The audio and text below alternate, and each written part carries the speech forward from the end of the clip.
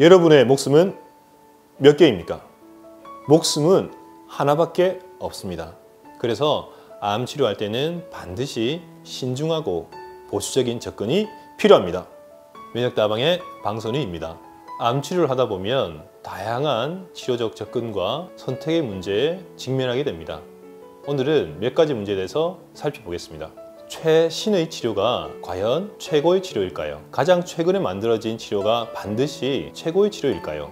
하는 질문입니다. 일례를 들어보겠습니다. 40대 남자 조기 위암 환자입니다. 이분은 90%의 완치를 기대할 수 있는 조기에 발견된 위암이었는데 수술만 하면 완치될 수 있는 그런 단계였습니다. 적극적으로 수술하려고 했고 수술을 하려고 하는데 배를 열어서 하는 수술이 있었고 구멍을 배에 5군데 뚫어서 하는 복강경이 있었고 최소한의 침습을 통해서 위를 절제하는 로봇 수술을 하는 게 있었습니다. 그래서 이분은 젊고 후유증도 걱정이 되기 때문에 서울에서 가장 유명한 대학병원에서 로봇 수술을 통해서 위를 절제했습니다. 수술한 다음에 3주 만에 저한테 왔는데 첫날에 보니까 수술 후에 오는 일반적인 복통이 아니라 아주 완고하고 좀 특이한 복통이었습니다. 뱃속 깊숙이에서 등을 찌르는 듯한 통증이었는데 아무래도 이상해서 응급실에 보내서 좀 정밀 검사를 해보도록 권했습니다. 그런데 그분은 일주일 만에 돌아가셨습니다. 왜 이런 결과가 왔을까요? 나중에 제가 파악을 해본 결과 로봇 수술을 하다가 후복벽에 있는 그 대동맥을 상처를 냈고 그것이 치유되는 과정에서 염증으로 번졌고 염증이 있는 상태에서 혈관이 약해지면서 그 대동맥이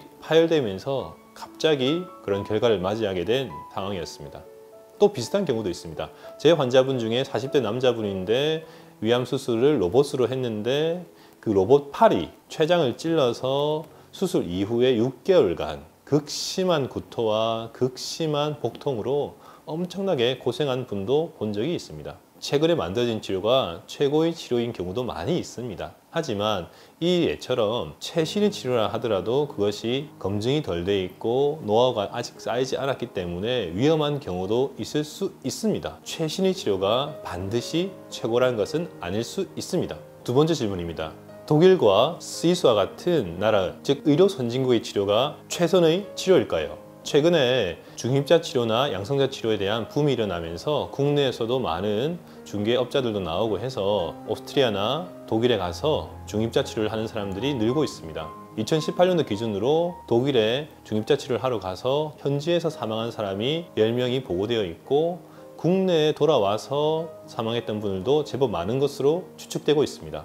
말기 암 환자인 경우에서는 독일까지 열 몇 시간 비행기 타고 가는 것도 문제고 오는 것도 문제입니다. 응급상황이 생겼을 때 여러 가지 보험적 문제나 절차적 문제로 인해서 독일에서 제대로 된 치료를 못 받을 수도 있습니다. 하지만 대한민국의 여러 중개업자들이 현혹하고 과장된 광고를 통해 가지고 독일 가면 뭔가 해결책이 있는 것 같은 그런 것들을 홍보하기도 합니다. 저희 환자 중에서도 독일 가서 중입자 치료를 하고 왔는데 배 전체가 극심한 화상을 입었고 또 심지어 그분은 중입자 치료를 하고 나서 한국 와서 한 달 뒤에 돌아가시기도 했습니다. 사기암이거나 진행된 경우에서는 마치 살얼음판을 걷듯이 마치 휴전선 부근에 있는 지뢰 제거 작업을 하듯이 한 발 한 발 신중하게 나아가야 합니다. 한 번만 잘못 더디면 폭발하게 되고 도저히 걷잡을 수 없는 결과를 가져올 수도 있는 것이 사기암이고 진행암입니다. 황금 탄환은 없습니다. 독일의 치료, 스위스의 치료가 좋은 치료도 많이 있고 우리나라에 없는 치료가 있는 것 또한 사실이지만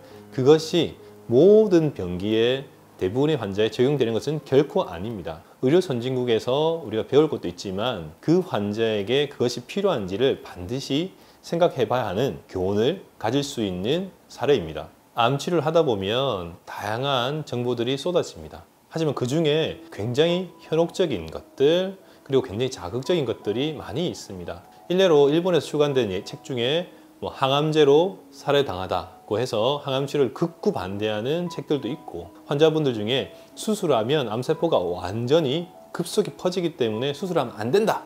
그렇게 얘기하는 사람들이 있습니다. 또 일부 종편에서는 자연인 시리즈를 통해 가지고 통상적인 치료를 거부하고 숲에 들어가서 산에 들어가서 완치되었고 좋아졌다는 그런 아주 위험한 방송들을 하기도 합니다. 일례로 제가 봤던 환자분 예를 들어 보겠습니다. 유방암 2기를 진단받았던 40대 여자분입니다. 유방암 2기이기 때문에 수술하고 항암 치료를 하고 나면 완치될 수 있는 확률이 거의 100%, 그리고 20년 생존율이 90% 가까이 도달할 것으로 예상되는 환자입니다. 그런데 그 환자분의 친한 언니가 유방암 2기인데 숲에 들어가서 치료를 6개월 했더니 암이 완전히 나았다.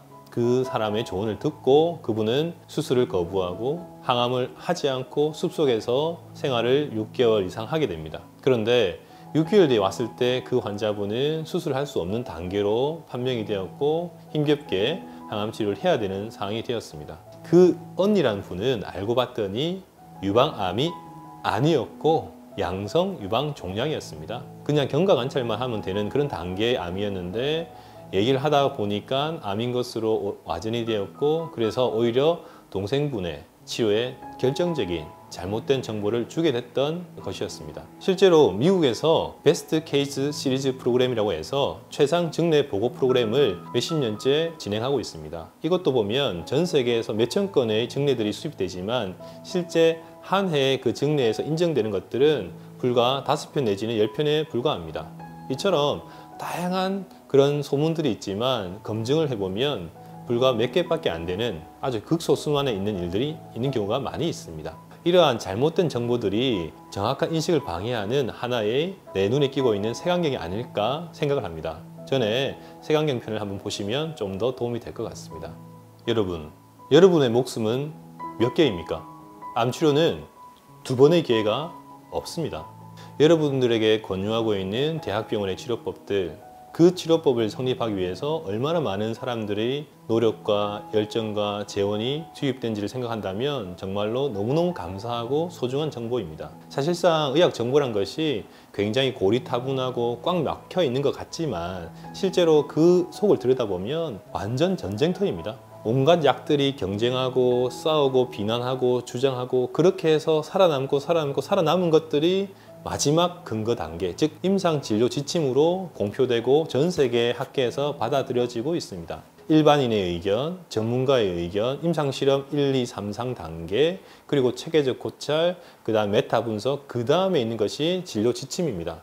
그래서 지금 현재 대학병원에서 하고 있는 수술 권유하는 것, 항암제 권유하는 것은 짧게는 10년, 길게는 30년간의 노력이, 돈이, 인력이 협력해서 만들어낸 최고의 결과이고 최고의 아름다운 어떤 업적입니다. 그런 소중한 어떤 업적들을 너무나 쉽게 폄하하고 훼손하는 언론과 어떤 그런 홍보물들이 좀 안타까울 때가 많이 있습니다. 여러분들에게 최선의 치료를 권고하고 있는 그 대학 교수님의 수술 제안, 항암 제안들을 가벼이 여기지 마시고 그런 부분들을 심사숙고하는 게 좋을 것 같습니다. 대한민국의 암 치료 수준은 전 세계 최고 수준입니다. 미국의 전 대통령인 오바마 대통령은 대한민국의 의료 시스템을 너무 많이 부러워했었습니다. 실제로 대한민국의 암 수술은 전 세계 최상급이고 특히 위암이나 간암이나 하는 부분들은 거의 전 세계 최고입니다. 대한민국에 전 세계에 많은 서전들이 와서 배우고 있습니다. 항암 치료 역시 거의 전 세계 최고 수준입니다. 물론 미국보다 MD앤슨보다는 약간의 임상실험이 적긴 하지만 임상실험 부분을 제외하고서는 전 세계 최고 수준의 항암치료 실력과 거기에 대한 정부적 지원이 이루어지고 있는 나라입니다. 또 방사선은 어떻습니까? 급속히 IMRT라고 하는 고급 방사선 기술과 정의적 방사선 치료들이 보급되고 있어서 상향 평준화되어서 전 세계 어디에 내놓아도 크게 부끄럽지 않는 방사선 치료 실력을 가지고 있는 나라입니다. 대한민국의 암 치료는 가장 최신 기술이고 또 전 세계에서 찾아보기 힘들 만큼 낮은 비용으로 할 수 있습니다. 여러분들에게 접근하는, 여러분들에게 제안을 하는 대학 교수님들의 어떤 치료법들을 가벼이 여기지 마시고 그 속에서 가장 안전하고 효과적인 치료를 잘 판단해서 차근차근 신중한 접근을 하고 효과는 좋더라도 위험성이 있을 걸로 예상되는 그런 위험한 치료들 혹은 좀 모험적 치료들은 최대한 억제하고 자제하는 것이 좋을 것 같습니다. 하나의 비밀을 말씀드리지 않고 한다면 임상실험 중에서도 낮은 단계, 1상이나 이상의 임상실험들은 실제로 선진국에서는 이루어지지가 잘 않습니다. 물론 안전한 1상 이상 실험들은 하는 경우도 있지만 대부분의 독성 있는 임상 실험들은 아프리카나 제3세계에서 많이 이루어지고 2상 중에 좋은 2상이나 3상 실험과 같은 안전한 임상 실험들은 선진국에서 많이 이루어지고 있습니다. 우리나라 같은 경우에는 상당히 선진국적인 관점이 있기 때문에 임상 실험도 보급이 많이 있고 또 인권이 많이 발달되어 있기 때문에 여러분들의 인권이나 환자의 어떤 권리에 대해서 상당히 배려받고 있는 환경이라고 보실 수 있습니다. 주변에 카드라 통신, 종편 방송, 케이블 방송 믿지 마시고 그래도 수십 년간 연구해왔던 여러분들의 주치의 말씀을 듣고 신중하고 보수적인 치료를 해 나가신다면 가장 안전하고 효과적인 치료일 것입니다. 면역다방의 방순이었습니다.